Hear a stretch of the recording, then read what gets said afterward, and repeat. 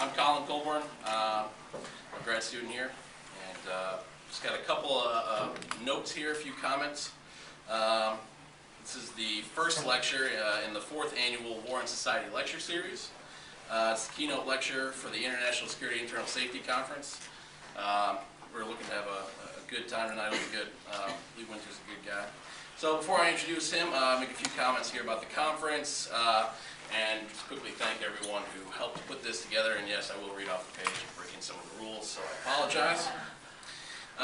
Well, our goal for this conference, in conjunction with its theme, The Silhouette of War, was aimed at attracting scholarship that examined the role of military and warfare in shaping and defining society and culture throughout history.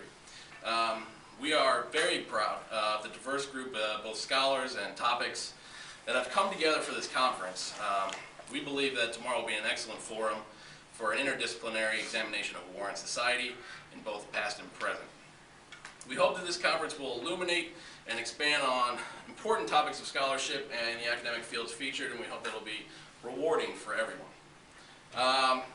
We could go through real quick and thank a few people. I'd like to personally thank my fellow officers, the faculty advisor, Dr. Phyllis Justice, and the rest of the Southern Miss chapter of Phi Alpha Theta, for all their hard work in fundraising and trying to get money together for this. They've been very helpful. I look forward to the undergraduate conference, which we've also planned, or still planning. I'd like to thank the Center for the Study of War and Society, all the faculty involved with the center for their help with the planning, as well as coordinating this lecture. I'd like to thank the Society for Military History for their contribution, along with the Department of History for helping this come together. I'd like very much to thank all the faculty who are chairing and commenting, or both, for this conference. Your help is very much appreciated. I'd like to thank Dr. Catherine Barbier for her guidance, members of the conference committee, Mr. Kevin Doherty, Kevin O'Connor, for their indispensable guidance, advice, support, and assistance in all the work that went into this conference. Also, Matt Sims helped us put the program together, which was excellent. So obviously it took a lot of help to get all this together. I'd like to thank everyone who helped for their assistance. And finally, I want to thank all of the participants for coming into Hattiesburg. Some of you are from very far away. And I believe this is going to be a really excellent conference, and thank you so much for contributing. So, to keep this quick, without further ado, I'd like to introduce Dr. Lee Windsor. He received his Ph.D. at the University of New Brunswick, where he received an academic gold medal for his dissertation covering Allied operations in Italy. Currently a professor at the University of New Brunswick, Deputy Director of the Gregg Center for the Study of War and Society. I met Lee in Italy, actually, in an airport in Italy. He was the leader of our battlefield tour with the Canadian Battlefield, the CBF, the Canadian Battlefield Foundation, Cantini Foundation, who sent us over there. We went through Sicily and Italy on a World War II battlefield tour. It was one of the greatest things I've ever experienced with him at the helm. We had a great time, met a lot of great people, actually a few of which are here, actually 4 of us here from the trip, which really attests to his leadership in getting everyone together and helping us put this together. We covered Allied operations in Italy and Sicily, much of it Canadian, American, and any sides. It was a great experience and one of the coolest things I've done. Today, Lee is going to be talking about his experiences in Afghanistan. He has a new book out called Kandahar Tour, Turning Point in Canada's Afghan Mission. And he rightly wanted me to tie together both those trips. Lee does a lot of work on Italy, and he is still putting out and coming up with these great new theses, these new ideas, new numbers, putting everything together for Sicily operations and really just redefining the study. And some of those same units, the Canadian units that were in Italy, in fact, all of them, are in Afghanistan today, some of which he worked with. So without further ado, that was very short and nice. I'm very happy about that. I'd like to welcome Lee Windsor, please.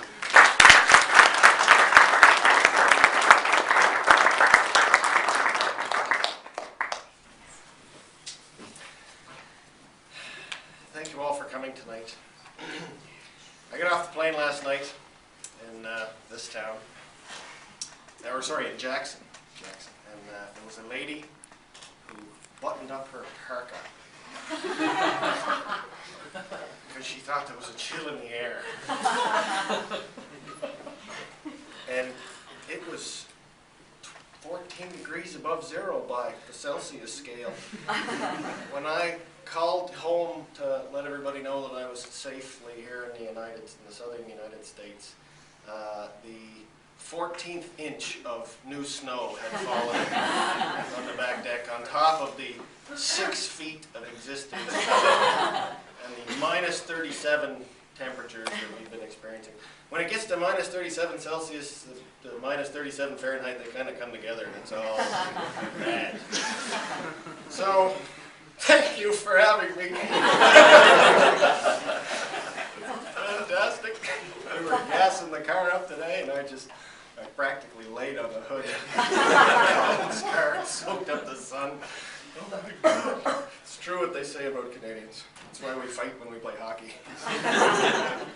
Yes, great. Kandahar. Now, as you heard, I'm a military historian of the Second World War, which is strange why I might find myself involved in a study about Kandahar.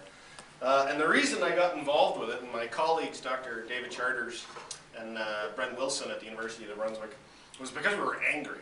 We were absolutely furious, in fact, in 2006 when the public debate in Canada over Canadian contributions to Afghanistan was really heating up, largely because our casualties began to increase dramatically in 2006.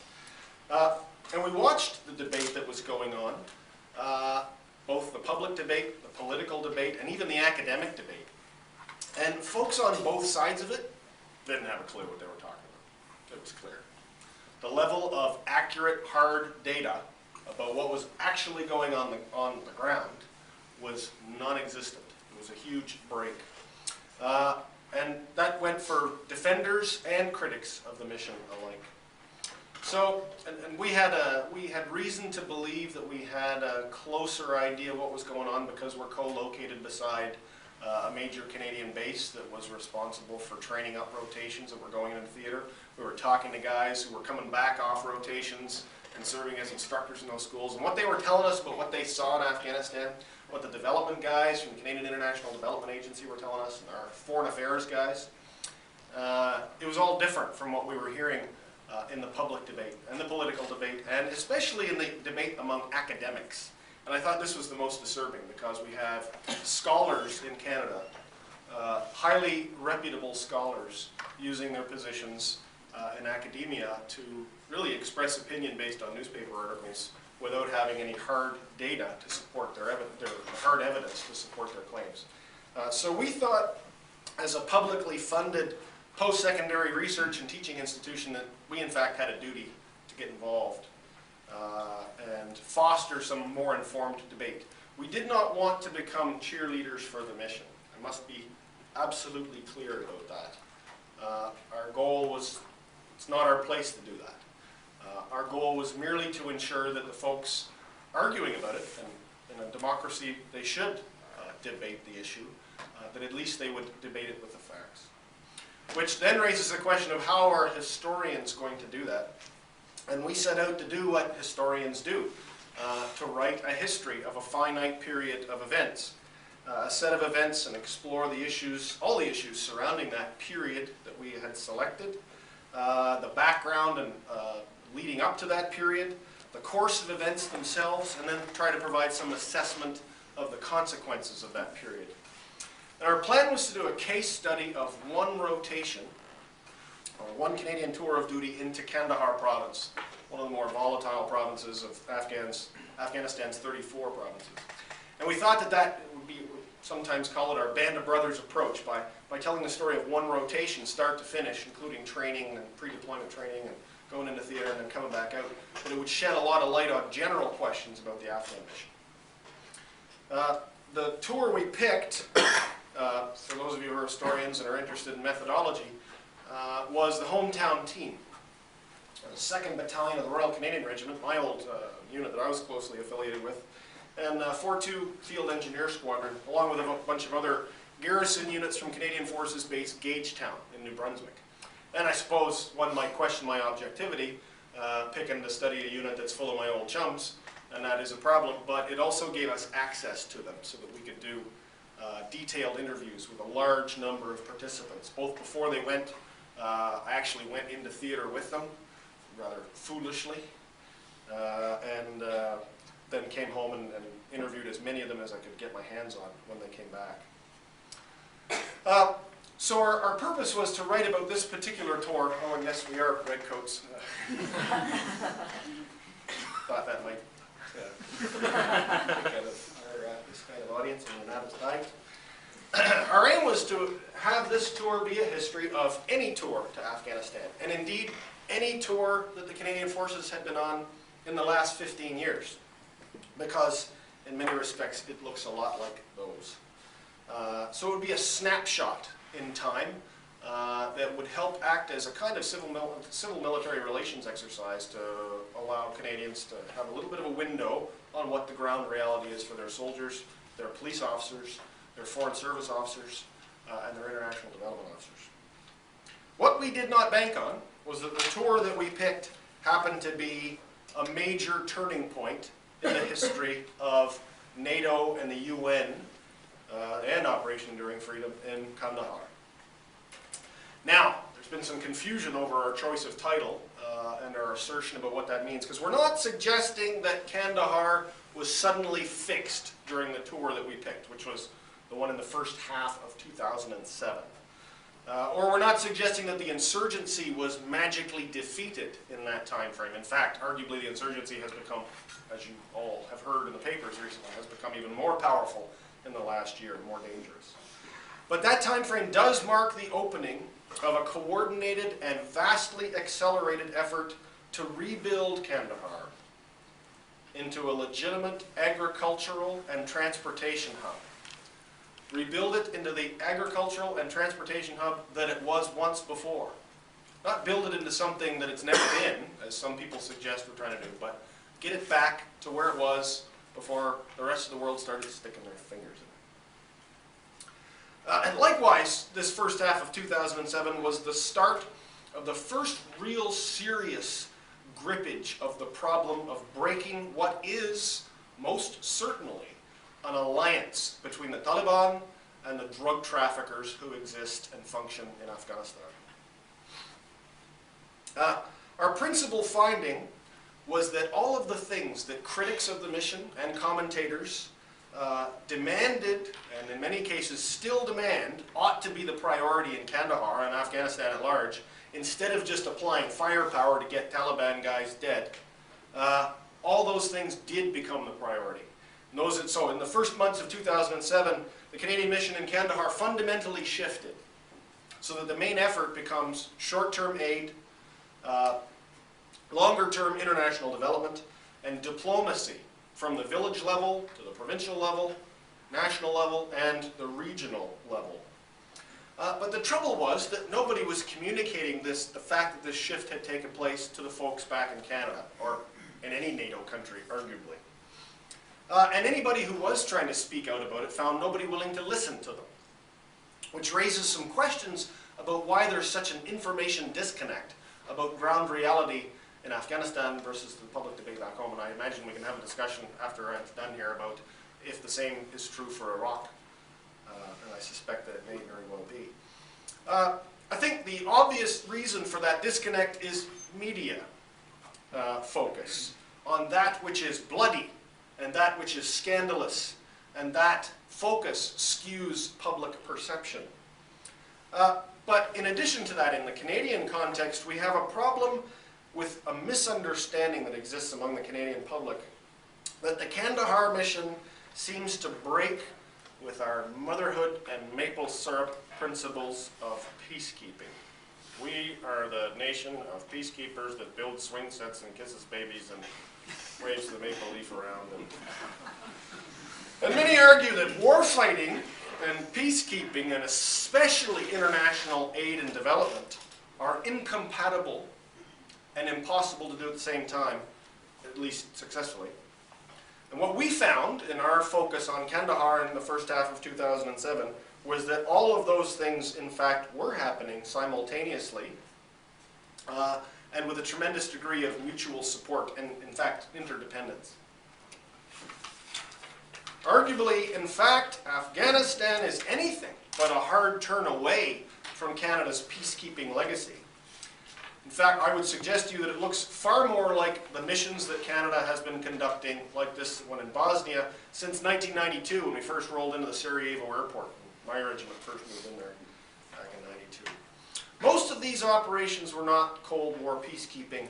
They were interventions in collapsed states, in failed states, where the where former warring parties, still very heavily armed and really not so much former, they're still warring parties, and criminal gangs were seeking to dominate the power vacuum in the chaotic failed state. In those kinds of missions, in the former Yugoslavia, Somalia, in Rwanda, and Eritrea, and Cambodia, and a variety of places Canadian soldiers found themselves in throughout the 90s, they often had to demonstrate the willingness to use force, or in fact use it. And this photograph is actually taken in 1993 in Croatia, after a Canadian infantry battalion fought a pitched battle for a day and a half with 2 Croatian brigades. Nobody knew about it back in Canada. It's called the Battle of the Medak Pocket. But these kinds of missions were far more than warfighting. And because they're fundamentally stability building operations. They're not really peacekeeping anymore. They're peace building or security and stability building operations, SASO as they're sometimes called by soldiers who want to put acronyms on things to make sentences shorter and reports shorter. I suppose we do that in academia too. But there's a lot more to it than the use of force, as I suggest. The Canadian mission in Haiti, for example, in which the Marine Corps was heavily involved alongside us, used vehicle control checkpoints and targeted sweeps and seizures to round up illicit weapons banned by the terms of the treaty that was imposed on Haiti, and to limit the freedom of movement of those armed gangs that were looking to dominate the chaos that existed in the failed state. And if you get the weapons away from the gangs, then you take away their power as well and restore some basic order. That's the same principle behind the day-to-day functions of Canadian, American, and all NATO soldiers in Afghanistan. It sometimes results in gunfights, but the actual practice of what the soldiers are trying to achieve is that. Trying to limit the freedom of movement of the warring parties that are trying to disrupt the restoration of civil society. In such missions, Canadians heavily involved in training the Haitian National Police, Somali town police in Bella Twain, Bosnian police. Everywhere we've gone, training the local security forces has been an integral component of stability building operations. Likewise, for decades, the Canadian Forces and the Canadian International Development Agency, that's our equivalent of your USAID, have worked on UN missions all over the world, providing food, water, and emergency assistance to communities that have been smashed up either by war or natural disaster, as well as standing back up their capacity to sustain themselves over the long term. So we've got a lot of people with experience doing need assessments, providing technical advice and training, and doing contracting, paying out with local contractors to do rebuilding projects that will also make employment for locals. This is the same thing that we do in Afghanistan every day. This is the function of the provincial reconstruction teams all over Afghanistan. So it's not that different. In Bosnia, we learned that school reform and really attacking the problem of school restoration is critical to stability and security operations. Because if you can get a 10-year-old to the point where he's 18 and he hasn't seen anybody's head come apart in front of him, and he hasn't become traumatized by that fact, then just maybe you will have the power for tremendous change when those 18-year-olds become members of the workforce and want something different for their country. So overall, like it or not, Afghanistan actually looks more like peace building and failed state rescue missions than it does not. And the Canadian forces and the civilian government agencies working over there, and other NATO nations as well, including a lot of institutions in the American system, have a tremendous amount of experience doing this kind of thing.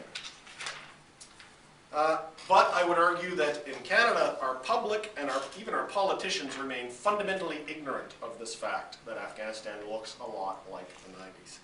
And part of the problem is that soldiers will always tell you that it's not like the 90s. Because as much as it is the same as stability building operations, it's also very different. Because the threat level is ratcheted up 10 times over what it was even in the ugly days of Bosnia back in 93, 94. And the rate of casualties is equally much, much higher, especially for you folks in Iraq. But explaining the context of why that violence level is so much higher in Afghanistan requires me to walk you through a little bit of the background leading up to the case study that we actually focused on. A good many informed Canadians, educated Canadians, believe that the mission in Afghanistan that their soldiers and aid workers are part of today is more violent because Canada joined and is still part of the US-led war on terror. That we became part of when we sent a battalion to participate, to essentially work with Special Operations Forces in the Tora Bora area around Kandahar airfield back in the spring of 2002. So, ergo, if we joined the war on terror in 2002, then surely we must still be there doing that, and we're part of some army of occupation in Afghanistan. Except what a lot of Canadians don't realize, and what a lot of people in the world don't realize, is that was fundamentally different from what's going on now and what happened after. This lasted 6 months, and all the Canadians packed up and went home. And when they came back, another 6 months later, they came back as part of ISAF. Now, I'm just curious, does everybody know what ISAF is? Don't be afraid if you don't know what ISAF is. Hands up if you don't know what ISAF is. For the love of Christ.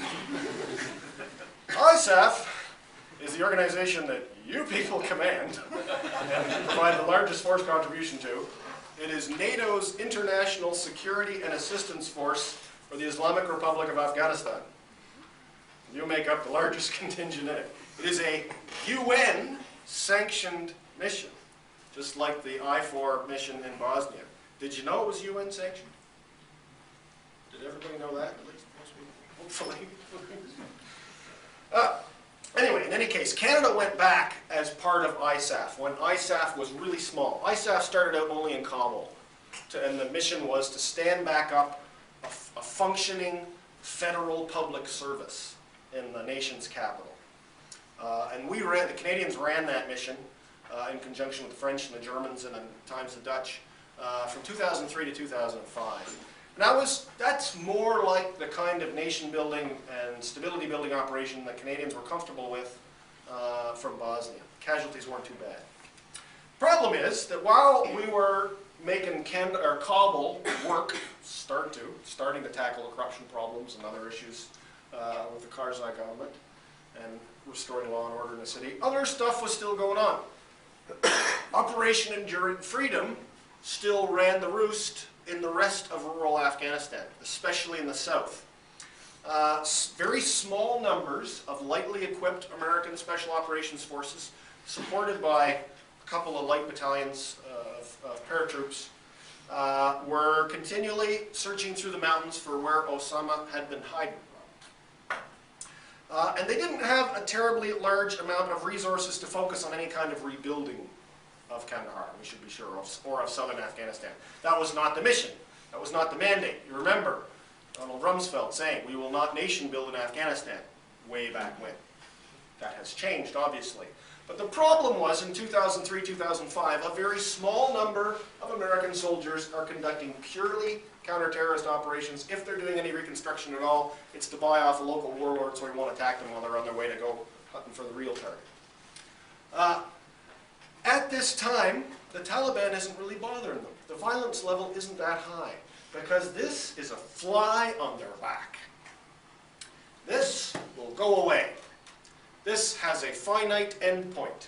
This counter-terrorist mission will come to an end, and the Taliban drug trafficker alliance that had supplanted the socio-economic order in southern Afghanistan would once again be able to roam free and retake power in northern Afghanistan. For the people of Afghanistan in the south, their hope that the Allies would finally deliver on the promise of rebuilding their nation that they had heard ever since 1989 was fading. The people of southern Afghanistan were vastly losing interest and hope in what the world might be able to do for them. Partly because the German organized police force that existed back then was worse than corrupt, was smoking opium or smoking hash at a horrible rate and shaking people down for bribes back in 2003, 2004, 2005. And most people threw their lot in with the Taliban in order to get rid of the cops. The international community, including top-level American commanders, realized that something has to change. In order for Afghanistan not to boil over into a North-South civil war, the promise of rebuilding the central government in Kabul had to be extended. The Provincial Reconstruction Teams are established in 2004, 2005, especially first in the north and then in the west. And then in the south, the decision is made, it has to be extended south too, even though that's the most dangerous part of the country. And who's going to get the nod to go south? Johnny Canuck. We're going to roll south. Back in the summer of 2005, and it's not just going to be us. If these guys were smiling, any Brits here? I won't make my British joke. The British would be going with us in larger numbers than us, actually. They've now got almost a miniature division there with 3 reinforced battalion groups, a very large brigade. And along with them are Estonians and Danes and Jordanians that are fully integrated into that British brigade in Helmand province. Real fantastic bunch of people. Also, the Dutch. The Dutch are there in large numbers, and actually there are a lot of rumors get thrown around, a lot of conjecture gets thrown around about the Dutch not really being in the fight with us. For the record, that's bullshit. I've been at a Dutch ramp ceremony. They bleed every bit as much when they get blown up by an IED or get hit in a gunfight as our guys do, and they bailed your people and my people out of a hell of a lot of trouble with the Royal Netherlands Air Force in some bad situations. So my hat goes off to the Dutchmen. Poles! Did you know there are Poles there? There's almost as many Poles outside the wire as there are Canadians. And Romanians, and there's Chris, it's got to be 16 different nations operating in RC South right now, Regional Command South.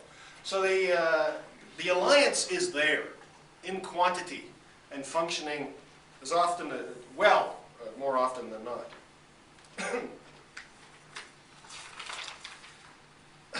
Now, we're going to, this yellow shaded area indicates Regional Command South. Provinces of Kandahar, Canada's going to take over. Zabul, that a joint American-Romanian team will be responsible for. Uruzgan, where the Dutch were going to go. And Helmand, the heart of opium production, the real belly of the beast. If 93% of the world's heroin comes from Afghanistan, then 90% of the opium poppy that goes into making that heroin comes from Helmand. And the British chose Helmand as their province because they've got a massive domestic drug problem. And wherever the Brits go, we go. And the Dutch go. There's a lot of conjecture about why Canada got sent to Kandahar. Did we draw the short straw? Did we wait to pick a PRT or a province until there was none left to pick except the shittiest one there? But no, we went there because the Brits went to Helmand. And within NATO, you have blocks of countries. And the Dutch, English, or the Dutch, British, and Canadians tend to function as a bloc, quite often with the Americans on post-Dayton missions. You get the Spanish and the Italians, you get the Germans and the French. You tend to have countries grouping together that have similar military ethos, similar kit, similar interoperability and doctrine and military ethos, really. So the combined British, Canadian, Dutch team is the same team that took on the toughest part of Bosnia, Multinational Division Southwest along the Croatian border in the toughest days of the Bosnia mission. And they knew that this was going to be ugly. They knew that they were going into the heart of drug country, where the Taliban were getting their money. So they brought with them some stuff. Every provincial reconstruction team, these new things that are the old reinvented, would go down there with a battalion, at least a battalion of mechanized infantry or otherwise mobile, air mobile infantry. to protect reconstruction operations. But at the time, this was conceived of as protection. They were not the main effort. We weren't going down there to win a war. We're going down there with battle groups or battalion groups of combat troops that would provide the shield for this sword. This sword of the Provincial Reconstruction Team. In this case, we've got our Provincial Reconstruction Team commander for 2007, Bobby Chamberlain, and Gavin Buchan, the Chief Foreign Service Officer, the civilian head of mission, and doing what they do with mentoring our governor, or the third governor back for Kandahar, Asadullah Khalid, and essentially providing that support to stand back up the civilian government. Likewise, we would bring Mountie Sergeant Preston of the Yukon. We brought with us. If you can't see that there, that's a Royal Canadian Mounted Police shoulder flash. He doesn't quite look like a Mountie dressed up in the battle rattle, but he is. We've got Mounties over there and other Canadian civilian police, much like our American civilian police officers and military policemen, over there helping to train the Afghan National Police. Although when we first went in 2005, we weren't training much, because really it was about getting a grasp of how bad the police problem was, in fact. We also, whoa, that's no good. Suck it, man.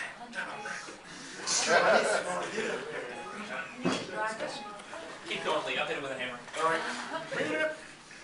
My next slide was an omelette, and no, not for breakfast. You guys have heard of MTTs and ETTs? Training teams, mentoring and training teams that work with the Iraqi Army and the Iraq Mission, and in Afghanistan you guys call them ETTs, embedded training teams. We call them, there it is, an omelette, an operational mentoring and liaison team. Not people who deliberately tell the Afghans what they're going to do, but people who embed themselves with an Afghan unit, not just train them how to fight and kill. It's not actually it. The real training goal is to make them into professional servants, to make them into professional public servants who respect the rule of law and can provide the first real evidence of a functioning, and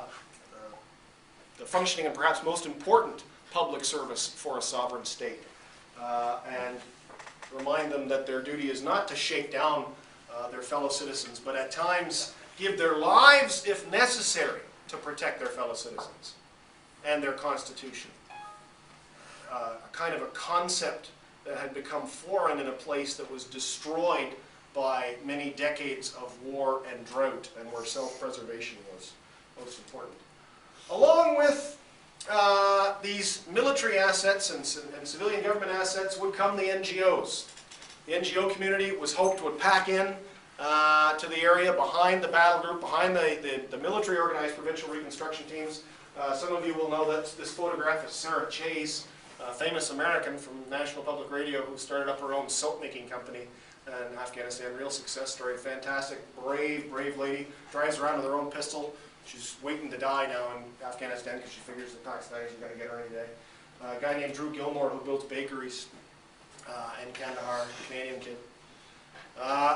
And as well, a fleet, an army, a small army of Afghan workers for UN agencies, UN aid agencies like the UN High Commission for Refugees, UN Habitat, and UN workers who work for civilian private NGOs. There's about 1,500 of them. There's actually more NGO workers operating in Kandahar as of 2007 outside the wire than there are combat troops outside the wire. A lot of people are actually shocked to hear that figure. So this all starts in earnest in the fall of 2005. That's an important date to keep in the back of your mind. I start out with presence patrols. We start doing school repair to get a measure of what needs to be done.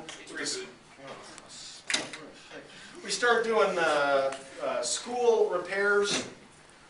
And what quickly becomes apparent when we start digging into the school system is we realize that a lot of the big money NGOs, and unfortunately the American initial provincial reconstruction team that began operating in Kandahar, had kind of made a couple of fatal errors that had to be undone.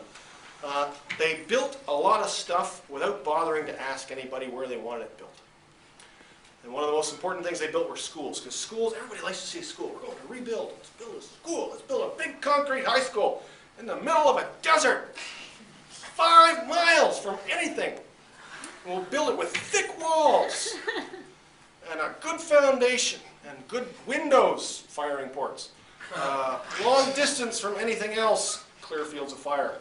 Schools will become bunkers, Taliban bunkers, Taliban fortresses. We're not able to, well, again, the idea of sorting out the school system, the first rotation of any new kind of formation doesn't really get anything done. It really finds out what the problem is that needs to be attacked. And a big part of the problem was the school system. A lot of these schools had been built without bothering to consult with the Afghan Ministry of Education to see if we could actually put teachers in them who would have salaries, or to provide them with school supplies. So they sat empty, and that's why they became fortresses, because they were a great big concrete structure that worked well. Or they became Afghan police posts too. So clearly something was going to have to change on that front. We also we started to get our heads around the problem of police reform, and the police were in a terrible state. Did lots of inoculations in 2005. Stuck a needle in every kid's arm from one end of the province to the other, doing medical outreach clinics. Fought a few convoys, UN World Food Program food convoys into villages that hadn't received food in a while, kind of like Somalia, because the drug lords had taken control of the food. Food was power. We had to wrestle that away. Got that sorted out in 2005, or started to. Addressed infant mortality rates by digging some wells. Everybody made a big to-do about this stuff in 2005. Politicians trumped it out repeatedly as evidence of the Reconstruction in Kandahar was working. But it was pittance. It was really pittance. It was window dressing. Because it wasn't any kind, there were Band-Aid solutions and Band-Aid initiatives that didn't really significantly alter the course of life in southern Afghanistan for the long term. Nothing, in fact, in that time, in 2005, was more important than local level diplomacy. The main task performed by the Canadian Provincial Reconstruction Team in Kandahar, and the Dutch one, and the British one, and the American one in Zabul, was going out and talking to locals, and undoing the mistakes of the last couple of years by building stuff where they didn't want it, and going out and asking them, what do you want? What do you need in order to get your village, talking to the village elders, get your village back on its feet, to break the cycle of opium dependence, and be self-sustaining again. And I'll come back to this idea of doing local consultation in a minute, because it's a source of problem. The Taliban react to this. As I said before, when Operation Enduring Freedom Special Forces were roaming around Kandahar, they were a fly on the back. Nobody bothered them too much. The violence level, the casualty rate was low.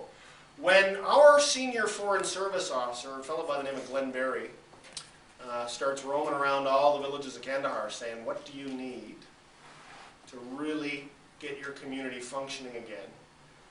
The Taliban notice, because the Taliban are the drug gangs. Drug gangs notice. Drug gangs had set up a government of sorts. They run the countryside. And the rebuilding of legitimate government services and functioning public works and a legitimate economy is a threat. And they act. In January of 2006, the violence meter goes through the roof.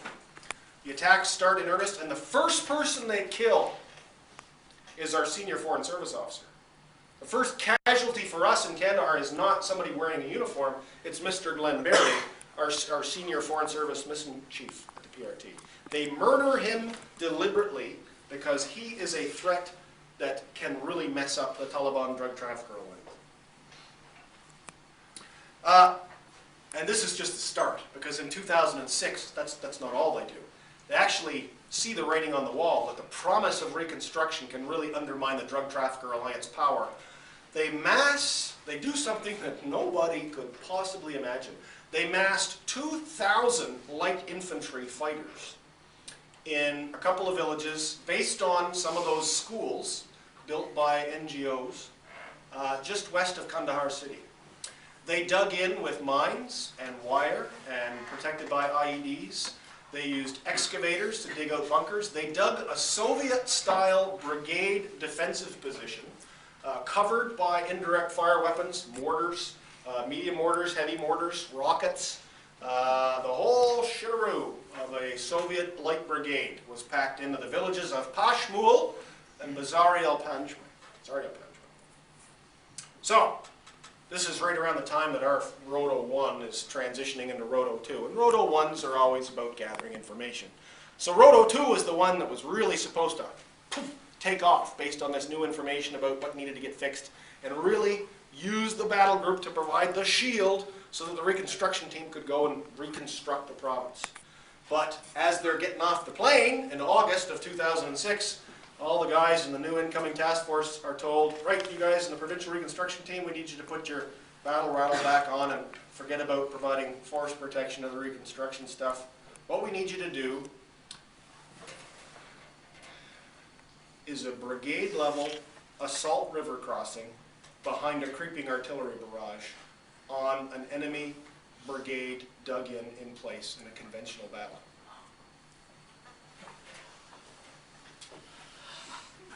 Pardon?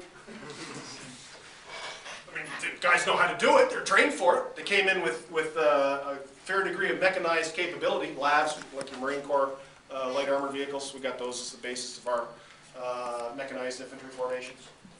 Had artillery, had a full battery of, actually not a full battery of 4 guns, M777. Had mortars, but nobody expected to do an assault river crossing. The last time we did that was April 1945 across the Issel River in the Netherlands in the Second World War. It was madness. We were dropping 2,000-pound aerial bombs and launched a 3-day air and artillery preparatory program before launching into this assault river crossing. A lot of guys got killed in this conventional battle, this conventional big-ass gunfight. A lot of our guys got killed storming one of those schools built by an NGO, the Pashmul White School we call it. Still a source for trouble for Chris back there on his tour. The key thing to recall here, or to take away from that, is that nobody expected that this was going to happen. Likewise, the focus of our Provincial Reconstruction Team, it isn't reconstructing anything. It isn't able to complete any part of its mission because by necessity, a lot of the civilians have been evacuated after Glenn Beery was murdered in 2006. And the rest of them are focused on rebuilding the things that are getting broken in this massive conventional battle. They're doing battle damage mitigation, paying out contracts to farmers who've lost everything because a 2,000-pound bomb just landed on their compound and smashed it to pieces. So, that's the story of 2006 for us in Kandahar, conventional war.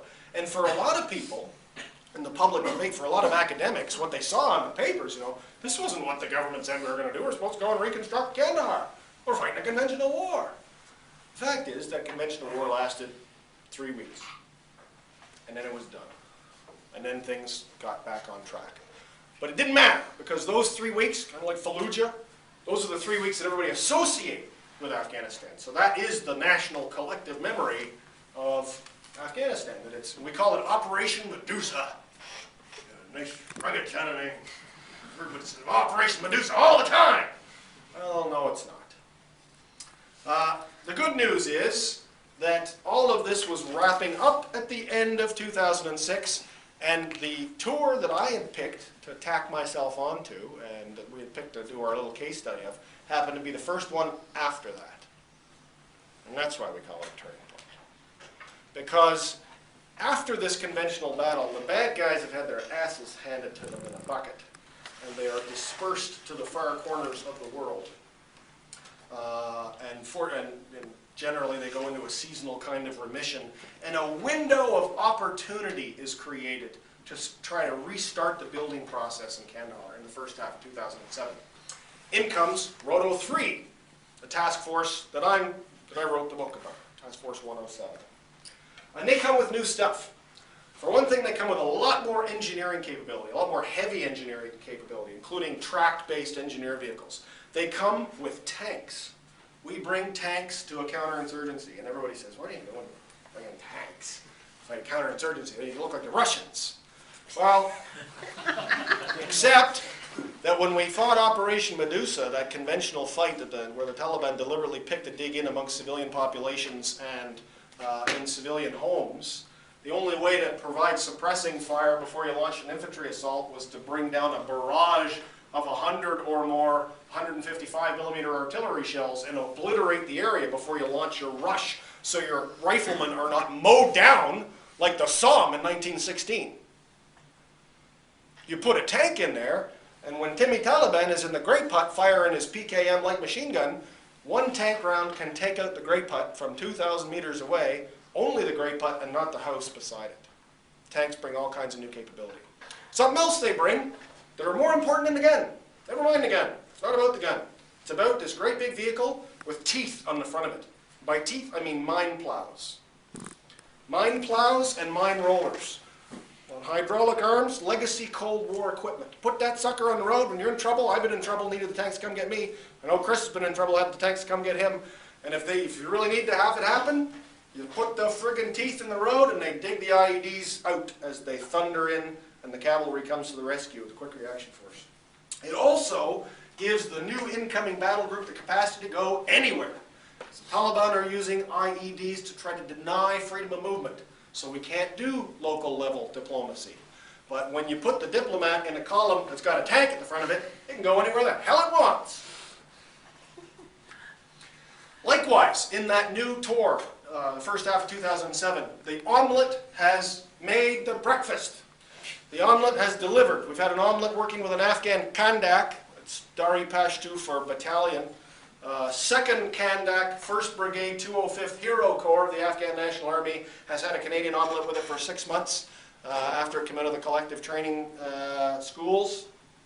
And it is, in the first half of 2007, good to go. So for the first time in Kandahar, now we've created this window of opportunity where the Taliban has disrupted. We've got a whole bunch more security forces available to try to provide that shield for serious reconstruction. And while the Taliban is still in a lull in February, March, April of 2007, the light infantry and the heavy infantry and the tanks fan out to all 4 corners of Kandahar, especially the green belt along there. I wish I had the pictures up here because I've got some fantastic photographs of the green belt. They fan out into the countryside and resume the local level diplomacy. They start asking people, what do you need? What do you want? Do you want schools? Do you want clinics? Do you want Burger King? What? And what surprised a lot of people, perhaps not, what people asked for, anybody know? Ditches. Ditches. Pretty hard to sell the media on writing a story about the most important program that needs to be done in Kandahar is digging a ditch. The problem is that Kandahar is an old volcanic, there's a lot of old volcanic soil. If I had my map up here, I could show you that the interior of Afghanistan is a giant rock bowl that acts as a catch basin for winter snow and rain that comes down into the mountains in the spring and in a series of rivers. And all of those rivers have around it built an irrigation system that is based on surface canals and wadis and subsurface underground karezes that pull water, in some cases, uphill. What Afghan engineers with a bucket, a tripod, and 2 shovels can do in a night will astound you. And this system had been growing amazing crops in Kandahar and all of southern Afghanistan for centuries. Afghanistan had been known for a great deal of crops. So they asked for ditches. They asked for us to help them rebuild the irrigation system that the Soviets blew up. The Soviets blew it up because they were really trying to hunt down the Mujahideen and the Soviet war, and they smashed the system all up because they were trying to starve people out of the countryside. So anybody who compares the NATO mission in Afghanistan to the Soviet occupation does not understand the problem, because we are not behaving in the way the Soviets were. The fundamental problem is rebuilding all the things that the Soviets broke.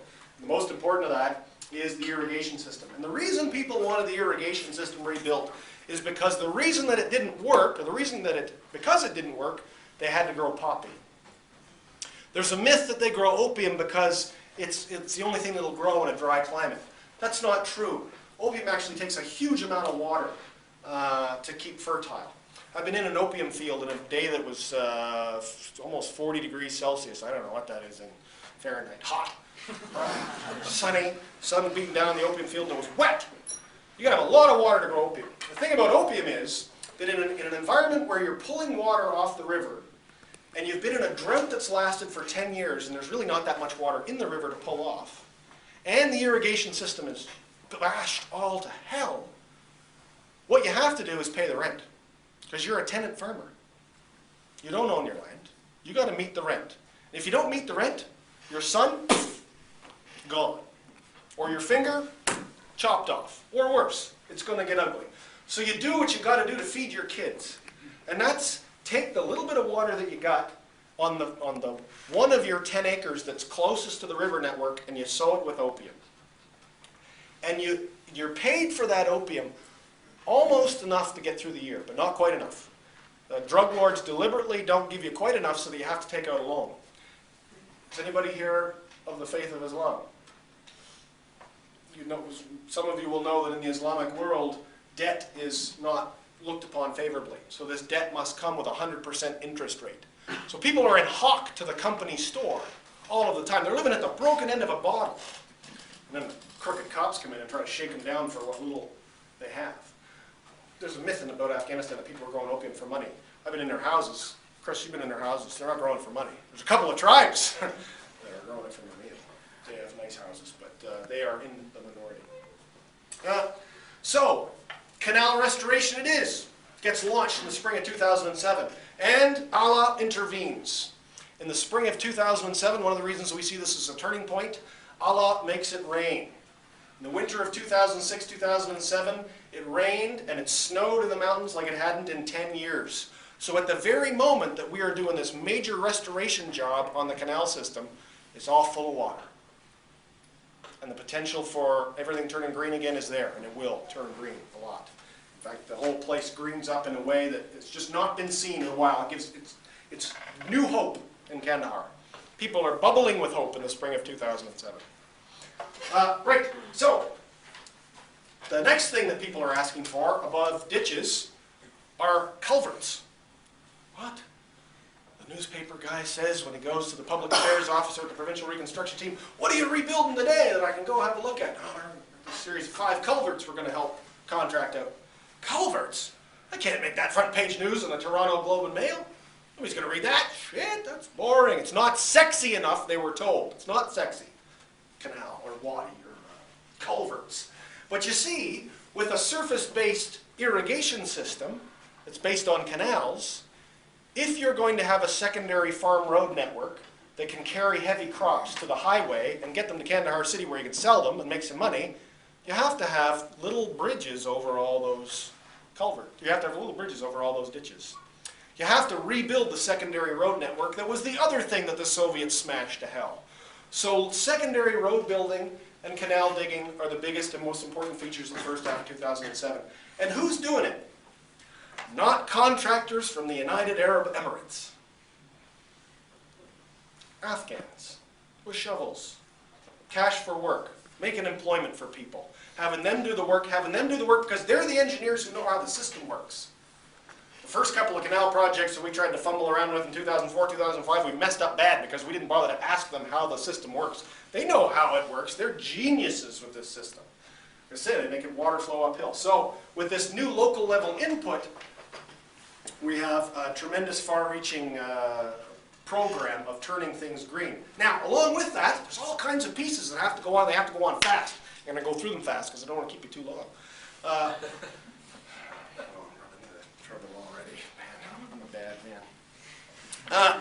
The other thing that you're going to need is training on how to grow the things that they used to grow. There's been a lot of emphasis in the discussion of opium in Afghanistan about alternative crops.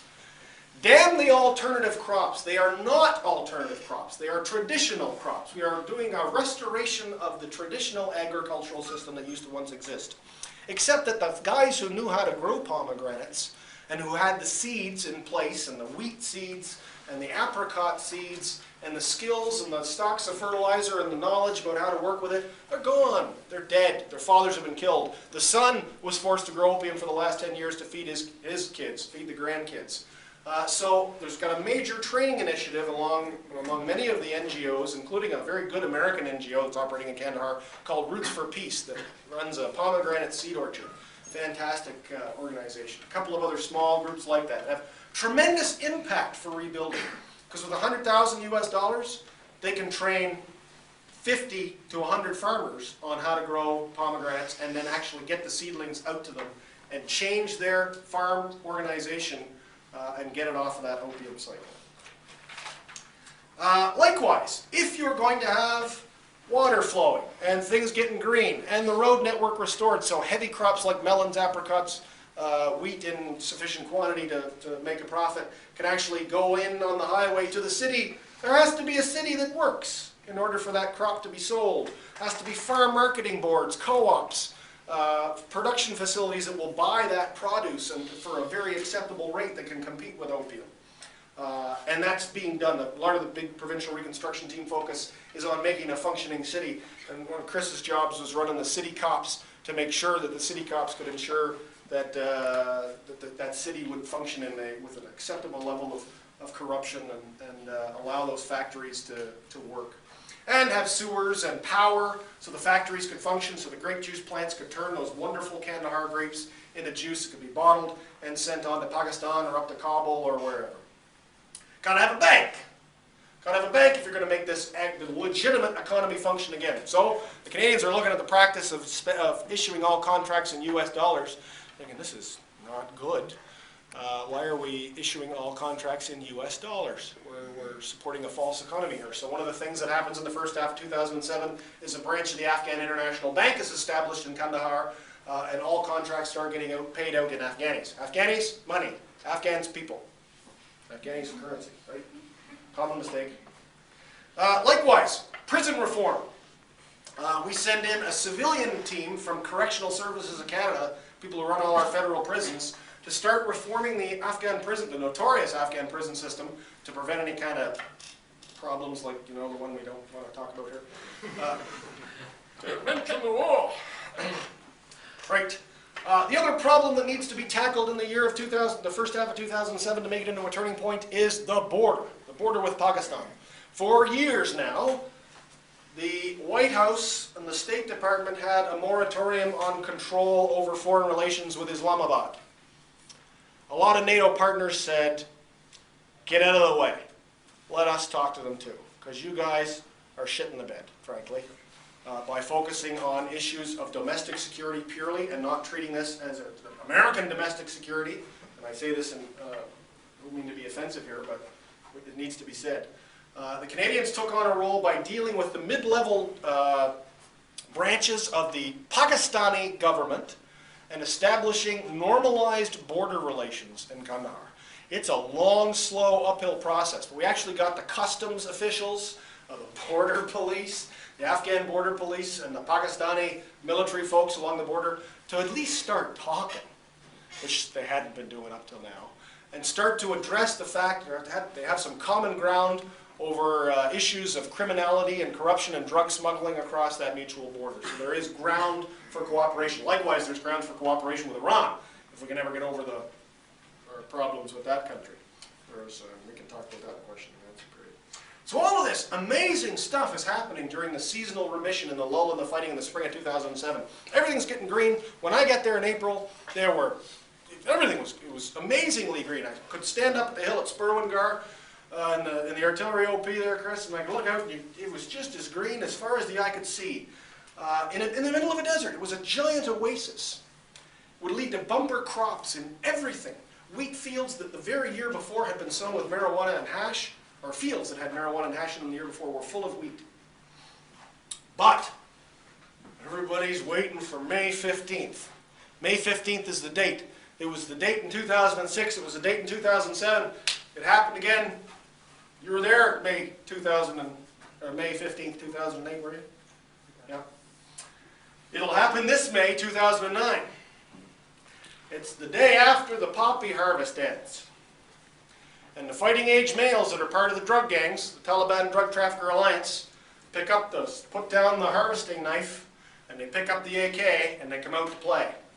Because the international community is messing with their turf.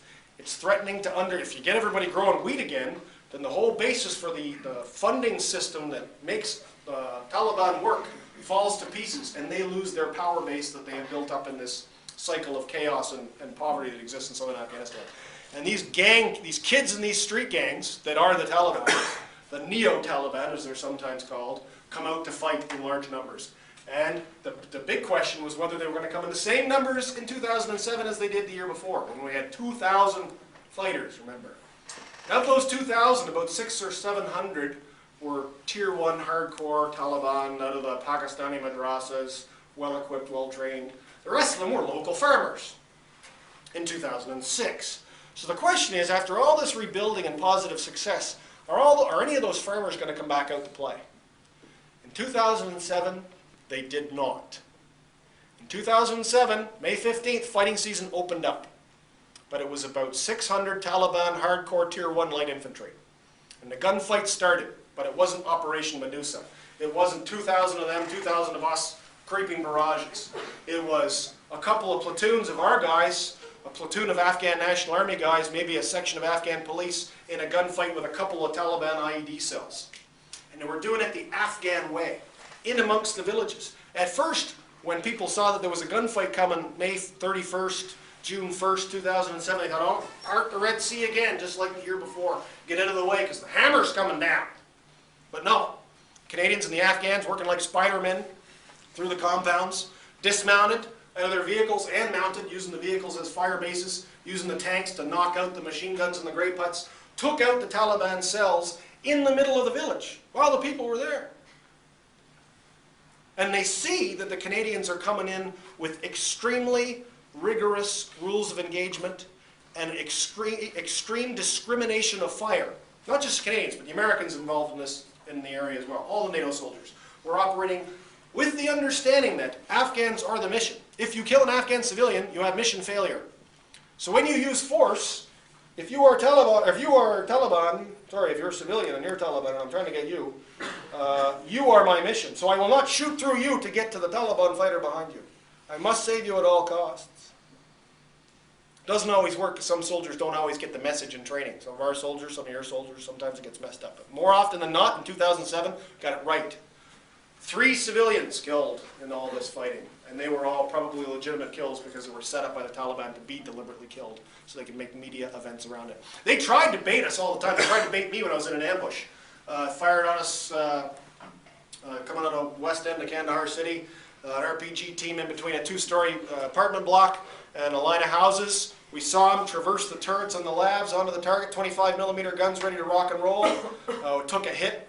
Had 1 vehicle damaged badly, 2 guys wounded badly.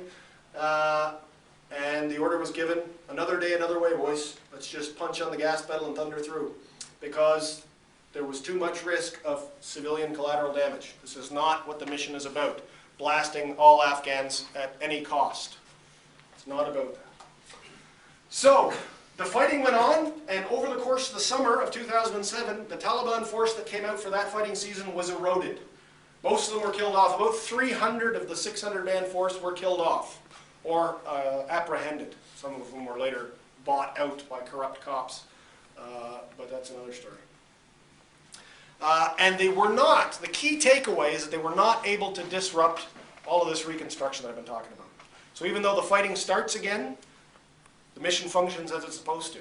The fighting troops keep the fight at bay, keep it from interfering with what is the main effort. And the main effort is restoring a legitimate functioning economy and a functioning civil society. Now, lest you think it's all shits and giggles and it's all done, I would argue that the success of 2007 made them matter. In 2008, they ramped it up. In 2008, the number of IED strikes was up by double. In 2008, the number of ambushes is up by double. The casualties, the violent incidents are going up everywhere. And part of that is because NATO and ISAF, that thing that you hadn't heard of before we started here tonight, but now you know, and now hopefully you'll never forget, is expanding into new districts, new provinces, new parts of Afghanistan. And every time it goes into a new district, it upsets a new drug cartel that's linked to the Taliban. And it pisses them off, and there's a gunfight for control of that district. So that partly accounts for that increase in the amount of violence. But part of it is We're getting into their OODA loop. We're getting into their funding cycle.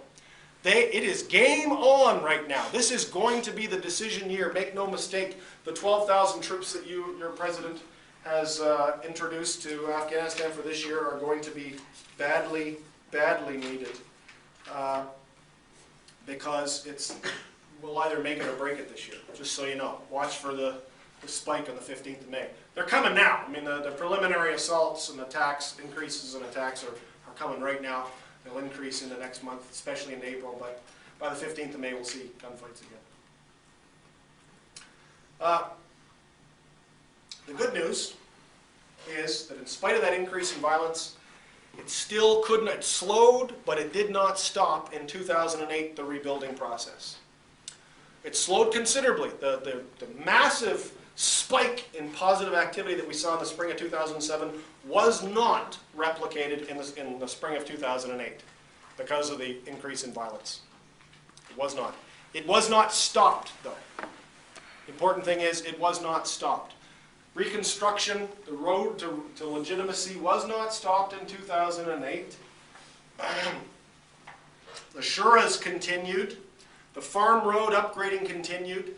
Taking the irrigation network to the next level continued. And the key development, one story, one good news story, 22nd of July, Canadian Press. I had the headline on the PowerPoint slide. July 22nd, 2008. Opium farmers of Kandahar sing out that opium has finally got a competitor. The price of wheat has come to the point where, in the summer of 2008, given the amount of labor and the amount of water that is involved with farming opium, or with farming wheat, and the amount of infrastructure that is now in place, it is probably better and more lucrative to grow wheat now. One story, one headline in Canada. And one of my colleagues, a military historian, noted military historian at the University of Calgary, had the gall to say, "What are we doing talking about wheat prices in Kandahar? Canadian soldiers are fighting and dying. We ought to be talking about the war." They're dying for that. They're dying so that wheat can take over, so people can have their lives back. I want to smack them in the head.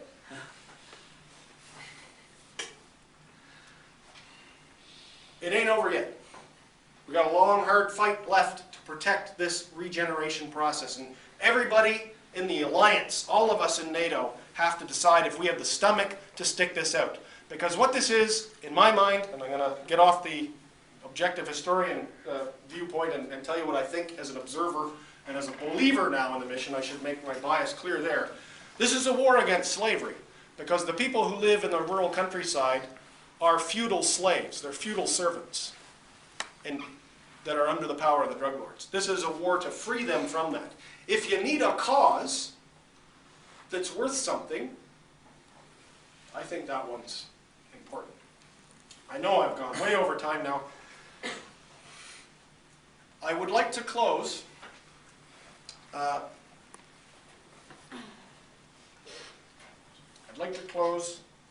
paying my respects to those of you who have lost family and friends. I know there's some of you in here in these current and difficult missions abroad.